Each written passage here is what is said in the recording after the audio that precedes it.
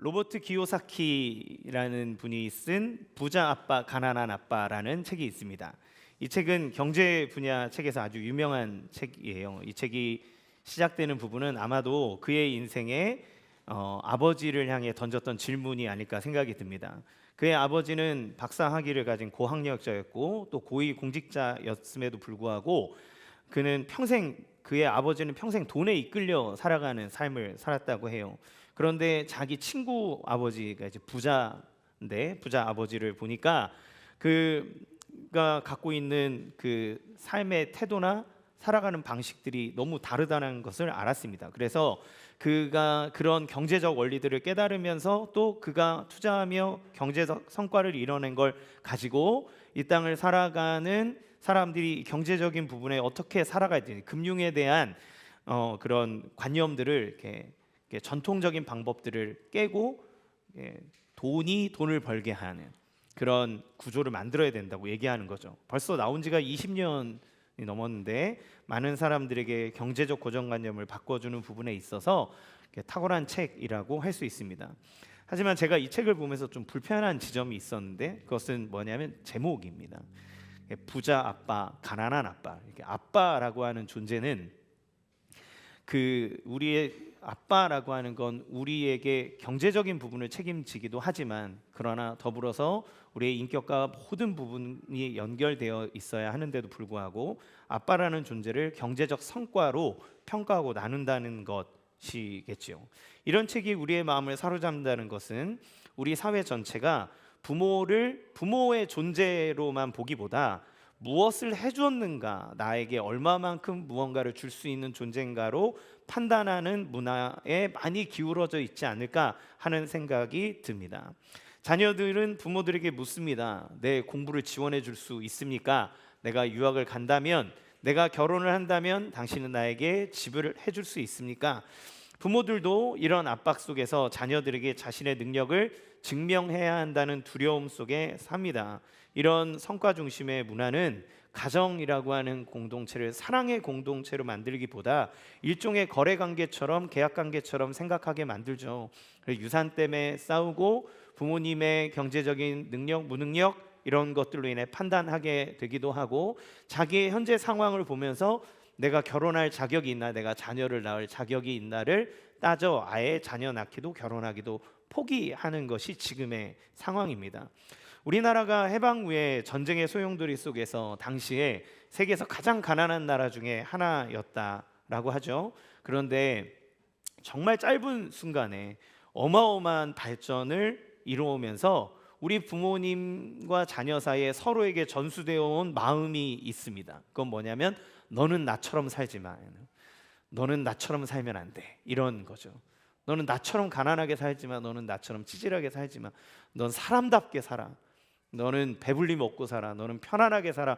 너는 발 뻗고 살아. 내가 다 받쳐줄 테니 너만큼은 나처럼 살지 마. 이 마음. 그러다 보니 시대가 지나면서 이제는 풍족해진 지금 시대에 자녀들은 뭐라고 얘기하냐면 나는 엄마처럼 살고 싶지 않아요. 나는 아빠처럼 살고 싶지 않아요. 라고 말하는 자녀들을 보게 됩니다. 근데 오늘 하나님의 말씀은 전혀 다른 세계를 우리 앞에 펼쳐 보여주시는 거예요. 십계명 중 인간관계에 대한 첫 번째 계명은 자녀를 사랑하라가 아니라 내 부모를 공경하라입니다. 왜 하나님은 이 명령을 우리들에게 먼저 주셨을까? 그리고 오늘 읽은 성경 본문의 룻기를 보면 룻은 아무것도 줄 수 없는 빈손 나오미를 선택하는 장면이 나옵니다. 심지어 친어머니도 아니고 시어머니인데 말입니다. 그녀는 왜 알 수 없는 이런 선택을 했을까요? 저는 오늘 이 두 말씀이 만나는 지점에서 하나님이 우리에게 보여주고자 하는 가족 그리고 그 부모를 향한 공경의 신비를 살펴보기를 원하고 지금 이 자리에 있는 우리는 누군가의 부모이거나 또 부모가 될 사람들인데 그러면 우리가 부모로서 할 때 어떤 마음을 가져야 하는가, 우리는 우리의 가정을 어떤 시선으로 바라봐야 하는가를 살펴보기를 원합니다. 첫 번째, 존재를 향한 공경이 필요하다는 거죠. 나오미를 붙쫓은 룻의 선택을 생각해 봅시다. 첫 번째, 나오미는 어떤 사람입니까? 나오미는 완벽히 실패한 어머니입니다. 룻기 1장 본문에 우리가 앞에 부분을 읽지 않았지만 이 나오미라는 여자를 세상 기준으로 보면 어떤 사람일까? 그녀의 가정은 기근 때문에 이 기근을 피하기 위해서 베들레헴을 떠나 이방 땅, 타국인 모압 지방으로 떠났습니다. 그런데 처음 보니까 꽤 넉넉한 형편이었던 것 같아요. 그럼에도 불구하고 그 타국에서 남편이 죽는 일이 일어났고 또 결혼한 두 아들까지 죽어버렸습니다. 당시 사회는 사회에서 여성의 생존권이 남성에게 이게 달려 있기 때문에 집안의 남성을 다 잃어버리면 경제적인 보호막이 사라져 버리는 거예요.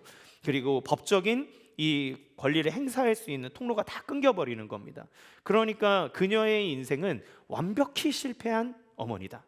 이방 땅 모압에서 빈털터리가 되어 고향으로 돌아온 늙은 과부에 불과합니다. 그녀 스스로도 자기 인생을 이렇게 고백하는 거예요. 20절 21절 읽겠습니다. 시작.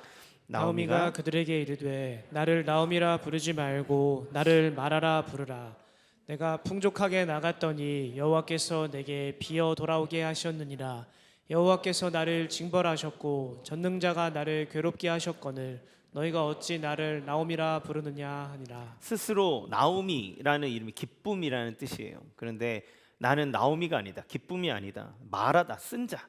그 마라탕 할 때 마라 아니고요.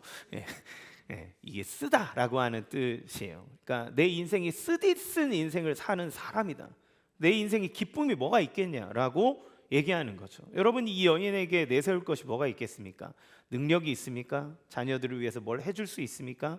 그녀에게 있는 사람은 자기처럼 과부가 된 두 며느리만 남아있을 뿐이에요. 아무것도 없는 겁니다. 나오미는 두 며느리를 향해 말합니다. 솔직하게 얘기하는 거예요. 내가 너희들한테 해줄 수 있는 게 없다. 내가 너희에게 줄 수 있는 호의는 딱 하나인데 너희가 너희의 길을 걸어가도록 자유하게 하는 거다. 너는 나를 떠나라. 나에게 붙어 있지 마라. 나에게 붙어 있어서 이런 청승맞은 인생 살지 말고 아직 젊으니까 너희 인생 마음껏 다시 펼칠 수 있도록 너희 가정으로 돌아가라고 얘기합니다. 그때 두 며느리는 서로 다른 선택을 하죠. 14절 읽겠습니다. 시작. 그들이 소리를 높여 다시 울더니 오르바는 그의 시어머니에게 입맞추되 룻은 그를 부쫓았더라. 아멘. 여러분, 여기서 우리가 오해하지 말아야 될 것은 성경은 오르바를 잘못됐다고 말하지 않는다는 겁니다. 그녀를 정죄하지 않습니다. 그녀도 시어머니를 사랑했고 그녀를 위해서 울었고 그녀를 따라가려고 애썼던 여인이에요. 그런데 시어머니의 권면을 받아들인 겁니다. 시어머니가 현실적인 조언을 해준 거예요. 내가 아들이 없다. 너희에게 다시 그 대를 이을 수 있을 만한 일을 내가 해줄 수가 없다. 그러니 너희가 떠나라. 이거는 그녀에게 문제가 되는 게 아닙니다. 어머니가 떠나라 했고 그녀는 현실적인 조언을 받아들이고 그의 말에 순종한 거죠. 오히려 문제는 룻입니다. 그녀는 왜 남았을까? 왜 이런 선택을 했을까요? 여기에 성경에 말하는 한 단어를 살펴보면 좋겠습니다. 룻이 그녀, 그러니까 나오미를 붙쫓았다 이렇게 얘기를 해요. 자, 붙쫓았다라고 하는 말은 히브리어로 다바크라는 단어를 씁니다. 이 단어가 언제 쓰냐면 두 개의 물체가 물리적으로 이렇게 탁 붙어가지고 떨어지지 않는 상태, 이거를 이제 다바크라는 단어를 써요. 근데 이 단어를 성경이 되게 중요한 곳에 사용하는데 창세기 2장 24절에 이렇게 씁니다. 읽겠습니다. 시작. 이러므로 남자가 부모를 떠나 그의 아내와 합하여 둘이 한 몸을 이룰지로다. 여기서 남자와 여자가 합하여라고 할 때 다바크라는 단어를 써요. 그러니까 이 말씀은 부부가 단순히 같이 사는 사람이 아니라고 하는 걸 의미합니다. 가족이 같이 그냥 동거하는 수준의 존재가 아니라고 하는 걸 의미해요.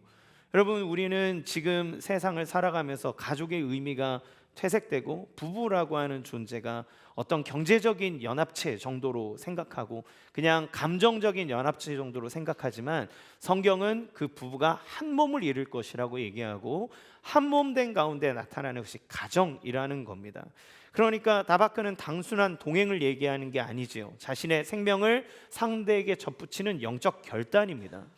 피부와 피부가 맞닿아 떨어지지 않듯 그의 인격과 인격이 맞닿아서 떨어지지 않는 밀착된 연합, 이런 걸 얘기하는 거예요. 룻이 자기 어머니에게 이렇게 고백합니다. 그의 고백을 들어봅시다. 16절 17절 읽어보겠습니다. 시작. 룻이 이르되 내게 어머니를 떠나며 어머니를 따르지 말고 돌아가라 강권하지 마옵소서. 어머니께서 가시는 곳에 나도 가고 어머니께서 머무시는 곳에서 나도 머물겠나이다. 어머니의 백성이 나의 백성이 되고 어머니의 하나님이 나의 하나님이 되시리니 어머니께서 죽으시는 곳에서 나도 죽어 거기 묻힐 것이라. 예, 룻이 나오미를 붙쫓았을 때 그건 저도 그냥 따라가겠습니다 라는 말이 아니에요. 내 삶을 어머니의 삶에 접붙이겠습니다. 어머니의 가난이 내 가난이 된다 해도, 어머니의 슬픔이 내 슬픔이 된다 해도 그것을 그대로 따르겠습니다. 그리고 나는 어머니의 하나님을 나의 하나님으로 두고 살겠습니다 라고 하는 거죠. 여러분, 가족이 무엇일까요? 가족은 이익에 따라 움직이는 것이 아니라 그 모든 것을 함께 짊어져 가는 것이 가족입니다. 가족은 그의 슬픔을 같이 울고 같이 짊어지고 그래서 하나 되어 가는 거죠. 이것 안에 공경의 본질이 숨어 있습니다. 공경은 상대의 성과를 인정하는 것이 아니라는 거예요. 상대의 존재 자체. 그러니까 비록 시어머니와 며느리의 관계지만 룻은 그녀가 자기의 어머니가 되었기 때문에 가족으로 인정한 거고, 그리고 가족으로 인정했기 때문에 지금 이 가정의 가장 위기의 순간 나는 당신과 그 고통을 함께 하겠습니다. 그리고 당신이 믿는 그 하나님을 나도 의지하겠습니다 라고 하는 믿음의 고백이 들어가 있는 거죠. 여러분, 그 사람이 아름답기 때문에, 그 사람이 탁월하기 때문에 공경해야 한다가 아니라 그의 존재가 나를 이 땅에 있게 하고 지금 나와 함께하는 존재이기 때문에, 그래서 그 사람의 말아 쓴 자로서의 쓰디쓴 인생의 계절까지도 함께 받아들이겠노라고 그녀가 고백하는 거죠. 우리의 가정이 좋은 날도 있지만 마라처럼 쓰고 매운 날도 있습니다. 그 모든 시간을 같이 지나며 이겨나가는 것이 그 과정이 가족이 되는 과정인 거예요. 우리는 편안만 추구하다 보니 고난이 있을 때 마치 이 가정의 연합과 하나됨은 불필요한 것처럼 여깁니다. 그런데 여러분, 기독교는 편안함을 추구하는 종교가 아니에요. 기독교는 평안을 추구합니다. 평안은 아무 일이 없는 상태를 얘기하는 것이 아니라 어떤 상황에도 요동치지 않는 마음의 상태를 의미합니다. 하나님이 가정을 묶어주신 것은 하나님께서 주는 평안이 그 안에 있게 하기 위해서라는 걸 기억하셔야 돼요. 어려움 중에도 그 안에 하나님이 일하시는 섭리가 있다고 성경은 말하는 겁니다. 따라서 세 번째, 공경은 창조 질서에 승복하는 영적 훈련이라고 볼 수 있어요. 하나님이 왜 부모를 공경하라고 명령하셨는지를 생각해 보십시오. 이 명령이 전제하는 것은 무엇일까요? 부모가 완벽하다라고 하는 말은 아닐 겁니다. 만약 부모가 완벽해야만 공경받을 수 있다면 이 세상에 공경받을 부모는 단 한 명도 없을 거예요. 하나님의 명령이 의미하는 것은 이것입니다. 부모는 네가 이 땅에 들어오는 너의 생명의 통로다. 우리의 부모님이 없이는 우리는 이 땅에 존재할 수 없습니다. 그러니까 부모를 공경한다는 것은 나를 이 땅에 있게 해준 존재에 대한 자세예요. 그러면 그것은 어디로 연결됩니까? 우리에게 생명을 주시는 하나님을 경외하는 데까지 연결되는 거예요. 부모가 비록 나오미처럼 빈손일지라도 그 통로를 부정하지 않고 존중할 때, 그를 공경할 때 우리는 하나님을 경외하는 법을 배웁니다. 그래서 여러분, 많은 사람들이 회심하게 되면 일어나는 일들이 뭐냐면, 회개하는 일 중에 자기의 부모를 원망했던 것을 회개하는 분들이 되게 많아요. 예수님을 믿지 않다 예수님을 믿고 회심하여서 자기의 삶을 회개하는 분들 중에 상당수의 많은 분들은 자기의 부모를 원망했고 자기의 부모를 싫어하고 원수처럼 여겼노라고 고백합니다. 그것이 자기의 죄고 나를 받아주신 예수님의 사랑 안에서 나의 부모님을 용서하게 됐다라고 하는 고백들을 정말 많이 듣게 돼요. 여러분, 우리가 보이지 않는 하나님을 어떻게 합니까? 우리에게 주신 보이는 권위를 공경할 때, 그때 우리는 하나님을 아는 법을 배웁니다. 우리의 부모님을 공경하지 못하면 하나님을 온전히 섬길 수 없어요. 그것은 반쪽짜리 신앙이 될 수밖에 없습니다. 신앙의 전수는 놀랍게도 이 통로를 통해 일어납니다. 룻이 나오미의 존재를, 그가 가진 것이 아무것도 없었지만 자기의 어머니로 인정하고 그를 붙쫓았을 때 나오미의 하나님이 룻의 하나님이 되는 거예요. 부모의 성과가 아니라 그 부모의 존재를 인정하며 공경할 때 부모가 만난 하나님이 자녀의 하나님으로 전수됩니다. 가정 안에서 신앙이 흐르는 가장 깊은 통로가 이것이에요. 혹시 이 자리에 믿지 않는 부모님을 두신 분이 계십니까? 부모님의 신앙이 없다 해서 그분이 우리가 공경하지 말아야 될 대상이 아니라는 겁니다. 또 부모로부터 받은 실망감과 상처로 괴로워하는 분이 계십니까? 그 부모가 완전하지 않다 하여도 그가 공경받을 자격이 없지 않다는 것을 기억하십시오. 부모라는 권위를 하나님이 세우신 창조 질서로 존중할 때 우리는 보이지 않는 하나님을 경외하는 훈련을 할 수 있습니다. 공경은 부모의 인격에 따라 드리는 것이 아니라 하나님이 세우신 질서 안에 순복하는 믿음의 행위라고 볼 수 있어요. 그러면 우리는 우리 부모님에 대해서 어떻게 바라봐야 할까요? 그리고 우리가 부모가 되었을 때 우리는 어떤 태도를 가져가야 할까요? 두 번째 대지입니다. 정직한 연약함이 필요하다는 거예요. 정직한 연약함입니다. 십자가가 가르쳐준 부모로서의 길은 바로 정직한 연약함에 있습니다. 이 시대, 우리 시대에 갖고 있는 저마다의 우상이 있는데 부모로서 우리가 갖는 우상은, 또 자녀로서 우리가 갖는 부모에 대한 우상은 더 나은 부모라는 우상이에요. 우리는 우리 부모에게 더 나은 부모가 되기를 원하고 기대합니다.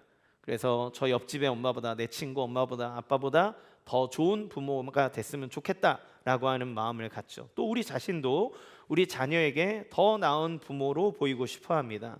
그러면 어떻게 살게 될까요? 우리는 우리 자신을 숨기며 살게 됩니다. 내가 부모가 될 때 자기의 상처를 숨기고 자기의 실패를 감추려고 해요. K 아빠들, K 가장들의 특징이 뭡니까? 밖의 일을 집에서 잘 얘기 안 합니다. 자기가 온갖 골머리하고 위기가 닥쳐와도 집에서 도와달라거나 부탁한다거나 이런 거를 잘 안 하려고 그래요. 그것이 가장의 권위를 깨는 거라 생각하고 자기를 무능력하게 만든다고 생각하고 가정을 향해서 책임 없다고 생각하기 때문에 그렇습니다. 그런데 그것이 잘 묻어지면 그나마 괜찮지만 참 신기하게도 우리가 무언가를 감추고 누르고 있으면 그건 반드시 인생의 다른 부분으로 삐져나오게 됩니다. 우리가 우리의 자녀들을 양육할 때 내가 흔들리고 불안해하는 영역들을 잘 감추고 있잖아요. 그러면 아이들을 향해서 사랑과 훈육이라는 이름으로 나도 모르게 투영되는 경우들이 있어요. 아이들을 향해 분노하고 아이들을 향해 집착하는 영역은 거의 대부분 우리의 상처의 영역과 맞닿아 있습니다. 저도 제 아이들에게 짜증나고 못 참는 영역이 있어요. 딱 하다가 다른 건 막 다 그래 괜찮아, 잘했어 막 이렇게 하다가 그 꼴만 보면 딱 못 참는 부분이 생깁니다. 그건 거의 대부분 제가 갖고 있는 안 좋은 게 제 자녀들한테 딱 보일 때예요. 제가 부족하고 연약한 부분이 제 자녀들한테 딱 보이면 그때는 갑자기 짜증이 확 올라옵니다. 그래서 그걸 못 참고 왜 그걸 못하냐, 내가 이렇게 해줬는데, 알려줬는데 왜 그걸 아직도 깨닫지 못하냐라고 하면서 아이에게 막 뭐라 할 때가 있더라고요. 그건 대부분 제 부족함이 연결되어 있는 부분. 이건 안 닮았으면 좋겠는데, 이런 건 좀 안 했으면 좋겠는데 라고 하는 부분이 드러나면 갑자기 못 참겠는 거예요. 우리는 자녀들에게 더 좋은 부모, 더 나은 부모, 더 좋은 것들을 공급해주는 그런 부모가 되기 위해서 애쓰고 우리의 부모님들에게 그런 것들을 바라지만, 그러면 오히려 그것들이 상처가 되어 나 자신을 찌르거나 내가 사랑해야 될 존재들을 찌르는 것을 보게 되죠. 나처럼 살면 안 된다, 나보다 더 나은 존재가 되라고 하는 말은 겉으로 보기에 아이들을 격려하는 말처럼 보이지만 부모의 자신의 상처를 자녀에게 짊어지게 하는 일이 되기도 합니다. 또 자녀로서 우리는 이렇게 얘기하죠. 아버지, 어머니 당신처럼 살지 않겠습니다 라고, 나는 그렇게는 안 살고 싶습니다 라고 외치기도 해요. 어쩌면 이건 우리 안에 가지고 있는 부모님에 대한 상처의 표현이기도 하겠죠. 그런데 정말 재미있게도 내가 안 배우고 싶어하는 그 부모의 단점이 내가 그걸 거부하고 저주할수록 내 삶에 계속 기생충처럼 살아나고 움직이고 그것이 나의 인격을 더 잠식해가고 있다는 것을 우리는 발견하게 됩니다. 사실 우리 모두는 완벽히 성공한 부모 밑에서 자라지도 못했고, 또한 완벽히 성공한 부모가 되지도 못할 것입니다. 왜냐하면 우리 모두 다 부족함 속에 살고 있기 때문에 그래요. 우리 모두 다 두세 번씩 부모가 되는 것이 아니라 인생에 딱 한 번 부모가 됩니다. 둘째, 셋째를 키워도 첫째 처음이고 둘째 처음이고 셋째 처음이고 다 처음이잖아요. 우리는 모두 다 처음인 부모의 삶을 살기 때문에 서툽니다. 우리는 전문가여도 자기 자식에게는 안 되더라고요. 우리는 모두 다 완벽한 부모가 될 수 없는 존재라는 이 연약함을 부끄러워하고 숨겨야 할까? 그렇지 않다라고 얘기해요. 성경은 우리에게 세상은 더 완벽한 부모로서 자녀들에게 드러나고 너희가 더 완벽한 부모가 되기를 꿈꾸라고, 그렇지 않으려면 차라리 부모가 안 되는 게 낫다고 말하지만 성경은 전혀 다른 이야기를 합니다. 복음은 예수님 당신의 연약함을 온전히 드러냈다고 얘기하고 있거든요. 따라서 우리가 부모로서 또 우리 부모님을 향해서 인정하고 바라봐야 될 시선은 무엇이냐면 바로 십자가의 역설입니다. 연약함이 능력의 통로가 된다는 거예요. 예수 그리스도의 십자가를 생각해 보세요. 십자가는 세상이 보기에 완벽한 실패입니다. 저주의 상징이에요. 능력자라면 그리스도는 십자가를 져서도 안 되고 지더라도 거기에서 내려오셨어야만 합니다. 자기를 조롱하고 당신의 제자들을 못 살게 구는 이들을 일거에 퇴치하고 당신의 능력을, 자기의 힘을 보여줘야 되는 것이 우리의 구주로서의 모습이 아니겠습니까? 그런데 예수님은 그 처절한 연약함과 죽음을 기꺼이 받아들이시고 모든 사람들 앞에 자기의 연약함을 드러내셨습니다. 십자가 위에서는 한 오라기도 걸치지 않는 알몸으로 자기의 수치를 다 드러내고 자기의 연약함, 아프고 쓰리고 목마르고 죽음의 두려움, 그 모든 것들을 다 드러내셨어요. 왜 그러셨습니까? 우리의 연약함을 끌어안기 위해서입니다. 부모가 자녀에게 그토록 완벽한 존재가 되기 원하는 마음은 무엇입니까? 자녀의 연약함을 끌어안으려는 거죠. 너는 나처럼 하지, 나를 딛고 더 나은 삶으로 나아가라고 우리 자신을 희생하는 것 아닙니까? 어찌 보면 우리도 우리 부모의 희생의 등을 밟고 여기까지 올라오는 거죠. 아까 말씀드렸던 그 부자 아빠, 가난한 아빠의 저자는 자기의 아버지를 가난한 아빠로, 그래서 그렇게 살지 않겠노라고 자기의 인생을 쫙 풀어서 자기가 돈을 많이 번 그런 부자로서 사람들에게 많은 것들을 줬지만, 그러나 그가 갖고 있는 성실함과 이룰 수 있는 성취는 사실 그의 아버지에게서 온 것이 아닐까요? 그의 아버지가 성실히 살았던 삶의 모습들을 그가 배웠기에 그가 열매를 맺을 수 있는 것 아니겠습니까? 예수님은 우리 앞에 우리를 사랑하셨기 때문에 당신의 강함을 드러내시기보다 당신의 연약함으로 우리에게 다가오셨다는 겁니다. 그런데 놀라운 일이 무엇인 줄 아십니까? 그 연약하신 그리스도께 우리가 접붙임될 때 비로소 구원이라는 걸 맛본다는 거예요. 강력한 하나님이 우리를 구원하시는 것이 아니라 우리를 위해 자기를 한없이 연약하게 하고 자기를 죽음 가운데 내어주신 그 연약한 십자가에 달린 그리스도가 우리를 살리는 참 구원자가 되신다고 하는 이 십자가의 역설은 우리의 삶을 어떻게 살아가야 되는지를 보여줍니다. 이 연약함을 통해 은혜가 흘러갔고, 이 연약함을 통해 우리가 살아났고, 이 연약함을 통해 하나님의 풍성함 안으로 들어가는 거죠. 사도 바울은 이렇게 고백합니다. 고린도후서 12장 10절 하반절에 내가 약할 때 그때 강함이라. 사도 바울은 사울이었던 시절 자기의 강함과 자기의 지식을 사람들한테 엄청나게 뽐내고 사람들을 설득하고 사람들을 선동하던 사람이었습니다. 그런데 그가 그리스도를 알고 난 이후에 자기의 강함이 아니라 자기의 연약함이 오히려 하나님의 은혜의 통로가 된다는 것을 깨달아서 내가 약하다는 것을 인정할 때 그때 비로소 나는 강해집니다라고 고백하는 거죠. 가정 안에서도 이 역설은 작동합니다. 강한 부모의 권위 있는 훈육이 아니라 어찌 보면 정직하게 연약함을 인정하는 부부의 고백을 통해 가정에 진짜 은혜가 흘러가는 거죠.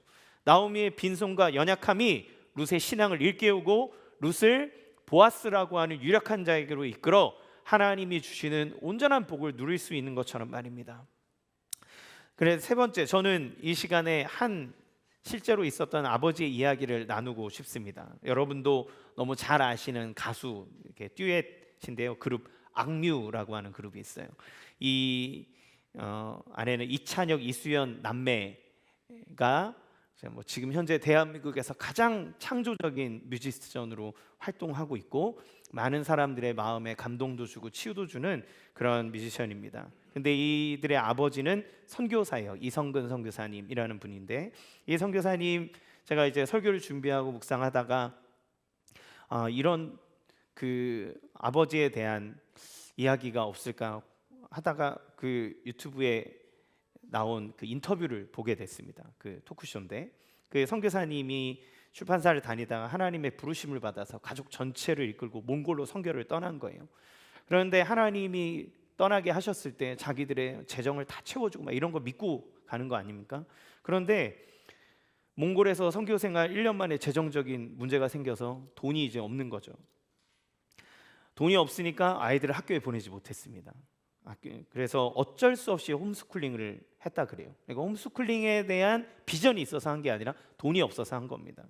그런데 매일 홈스쿨링하면서 아이들과 매일 이제 가정 예배를 드렸다 그래요. 이렇게 보면 정말 믿음 좋은 가정의 믿음의 가장이고 하나님이 이끄셔서 여기 이렇게 잘 됐구나 생각할지 모르겠지만 실상 그렇지 못했다고 합니다.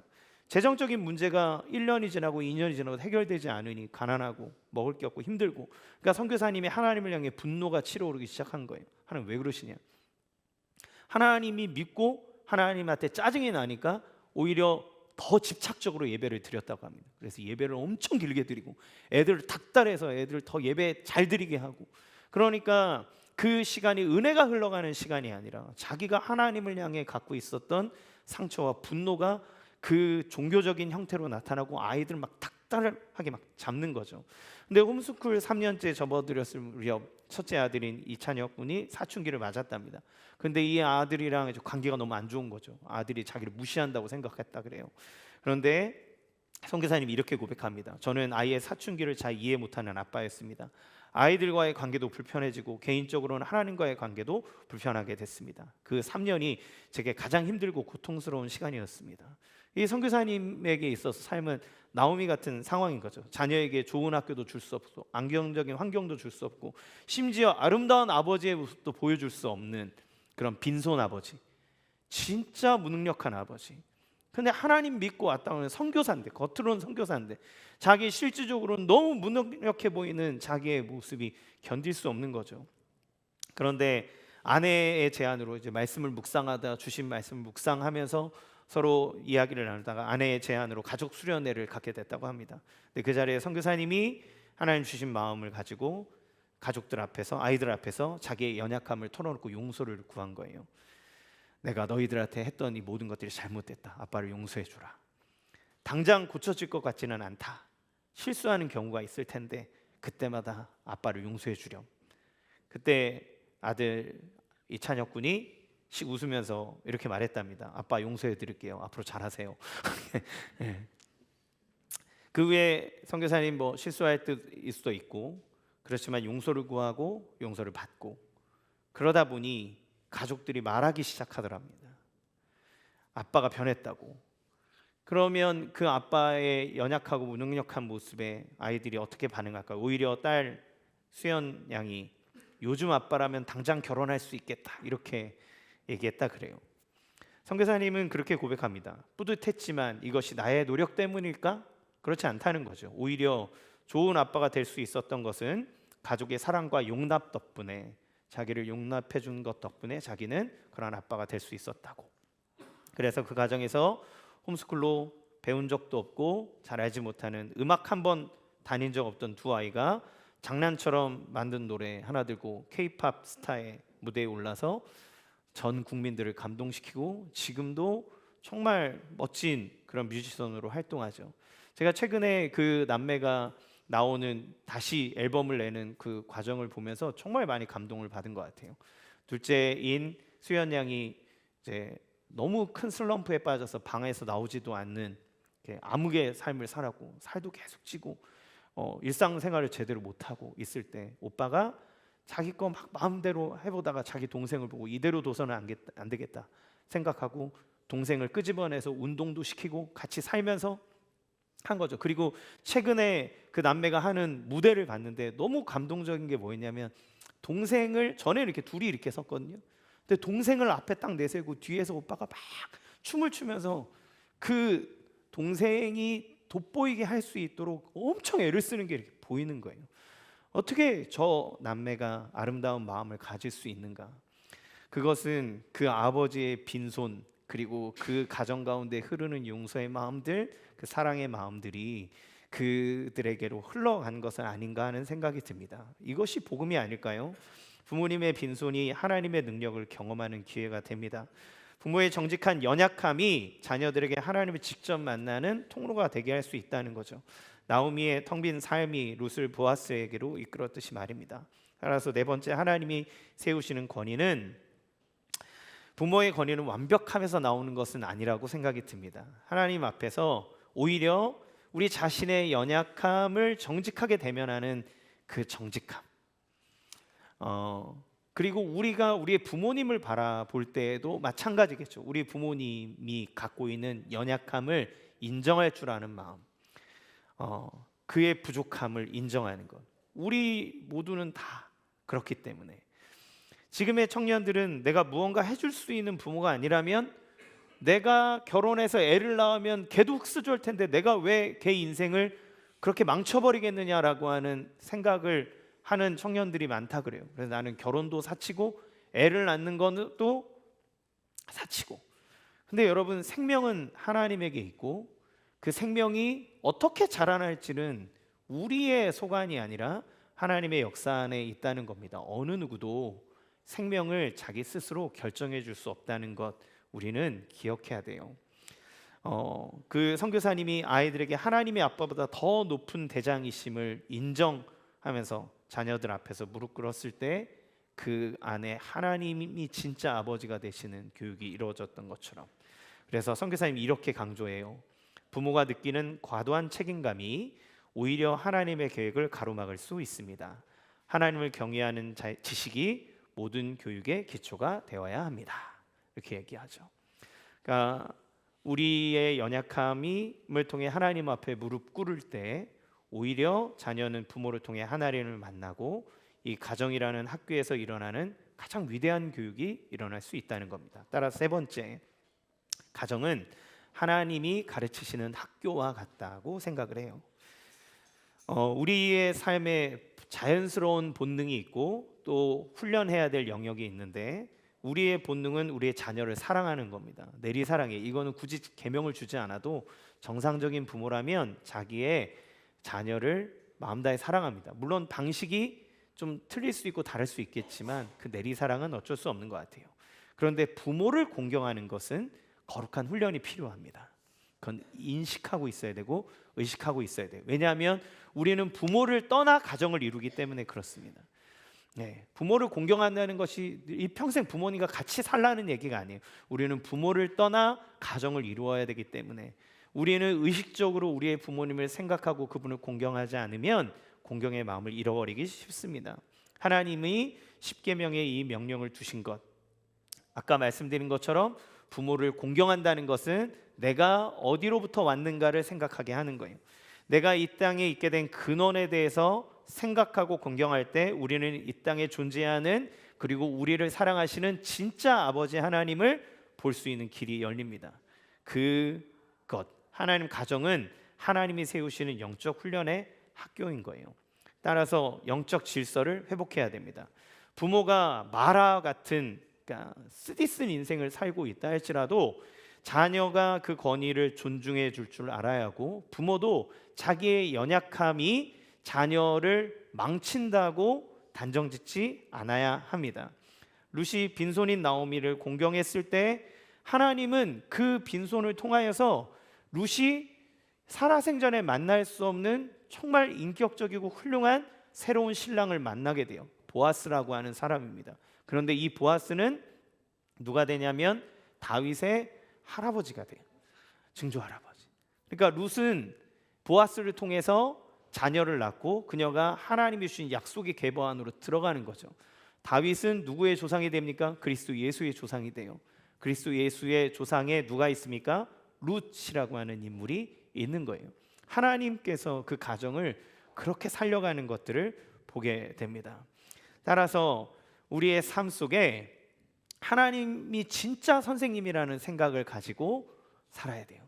우리가 우리의 부모님에게 상처받았다 하여도 우리 부모님이 정말 부족해서 그런 분들이 있을 수 있죠. 우리에게 상처만 주고 그런 분들이 있을 수 있습니다. 그럼에도 불구하고 그 부모님이 있게 한 진짜 아버지인 하나님 아버지가 계시기 때문에 우리의 삶은 더 풍성하게 이끌려질 수 있는 거예요. 따라서 부모가 자신의 연약함을 하나님 앞에 인정할 때 자녀를 자신의 성취도구로 삼지 않을 수 있습니다.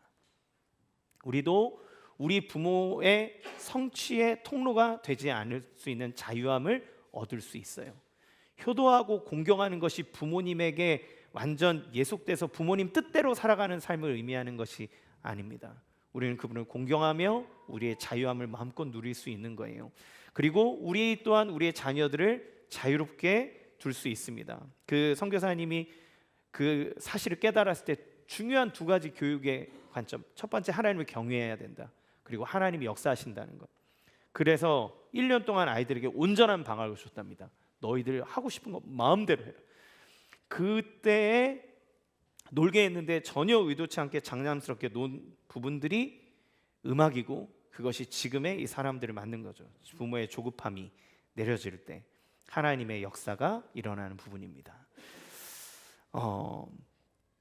신앙 전수. 오늘 시대의 가장 큰 고민 중에 하나는 어떻게 자녀에게 신앙을 전수할 것인가. 부모가 교회를 다니는데 자녀가 떠나는 경우도 있고, 신앙을 가르칠수록 멀어지는 것을 느낄 때도 있습니다. 근데 룻기가 답을 준다고 생각해요. 나오미가 룻에게 막 앉혀놓고 강압적인 신앙 교육을 하지는 않은 것 같습니다. 그리고 나오미가 했던 말들을 보니 자기의 며느리들에게 너 교회 나가야 내가 밥 줄 거야, 너 교회 나가야 이거 물려줄 거야, 이런 얘기는 안 했던 것 같아요. 그럼에도 불구하고 룻이 나오미를 보면서 어머니의 하나님이 나의 하나님이 될 것입니다라고 고백할 수 있었던 이유는 무엇인가? 어쩌면 그녀가 살았던 삶에서 하나님이 어떤 분이신지를 나오미의 모습을 통해서 룻은 보았겠죠. 표면적으로 볼 때 하나님 되게 무능해 보이지 않습니까? 이 가정이 경제적으로 파탄나게 만들고 가정의 기둥이 된 아들들을, 내 남편을 다 죽게 한 하나님, 그 하나님을 뭘 좋다고 이 룻이 따라갈까요? 그런데 아마도 저는 나오미의 신앙과 인격을 통해서 룻은 그 하나님을 보았다는 생각이 들어요. 여러분, 우리들이 자녀들에게 줄 수 있는 가장 위대한 신앙 교육은 완벽한 신앙의 모범이 아닙니다. 하나님 앞에서 자기의 연약함을 정직하게 인정하고 하나님을 그 모든 순간에도 따르는 그런 정직한 뒷모습, 그것이 그 아이들이 인생의 역경 속에서도 하나님을 따라가게 하는 아주 중요한 모습이라는 생각이 들어요. 말씀을 마무리하겠습니다. 사랑하는 성도 여러분, 나오미의 텅 빈 손은 룻의 공경을 통해 보아스의 밭으로 연결되어지고, 그리고 보아스의 밭은 결국 다윗의 계보로, 그리고 다윗의 계보는 그리스도가 이 땅에 오게 하는 생명으로 가득 채워지는 이 은혜의 연결고리를 우리는 보게 됩니다. 하나님은 나오미가 갖고 있는 빈손을 외면하지 않으셨어요. 오히려 빈손을 통로로 사용하셨습니다. 룻은 그녀가 그 부모를 공경할 줄 아는 마음을 통해서 하나님이 그녀를 너무나 멋진 길로 이끌어간다는 걸 보게 돼요. 혹시 여러분의 부모님이 실패한 나오미처럼 보이십니까? 부모님의 삶이 여러분의 기대했던 것과 다르십니까? 상처를 받으셨습니까? 상처가 아직 치유되지 않아 공경이라는 말을 꺼내기에는 마음이 다치십니까? 그러나 기억하시면 좋겠어요. 공경은 완벽해서 하는 것이 아니라 하나님을 보고 하는 겁니다. 이 창조, 하나님이 세우신 창조의 질서 안에 있기 때문에 그 부모를 공경하는 마음으로 볼 때 우리는 하나님을 온전히 믿을 수 있고, 하나님을 온전히 믿을 때 그의 삶 속에 하나님의 섭리와 생명의 역사가 나타나는 것을 누릴 수 있는 거죠. 혹시 오늘 스스로가 자기 자신을 무능한 나오미처럼 여기며 낙심하고 있는 부모님이 계십니까? 여러분의 자녀에게 무언가 충분히 다 해주지 못해서 자기의 부족함 때문에 낙심하고 계십니까? 옆집 엄마와 자기를 비교하면서 나는 저렇게 해주지 못해서 나는 부족한 부모라고 생각하십니까? 그러나 여러분 기억하십시오. 여러분을 통해서 하나님이 여러분의 자녀들을 복되게 하실 겁니다. 하나님이 여러분의 그 부족함 가운데서도 그 모든 빈 곳을 다 채우셔서 하나님의 온전하신 뜻을 반드시 이룰 겁니다. 또 이 자리에 계신 청년분들, 여러분의 현실 때문에 결혼은 사치고 자녀를 낳는 것은 못할 짓이라고 혹시 생각하십니까? 아니요, 여러분, 여러분을 통해 태어날 생명은 하나님의 놀라운 복의 통로가 된다는 것을 기억하시면 좋겠습니다. 여러분을 통해 이 세계를 살릴 사람이 나올지 누가 합니까?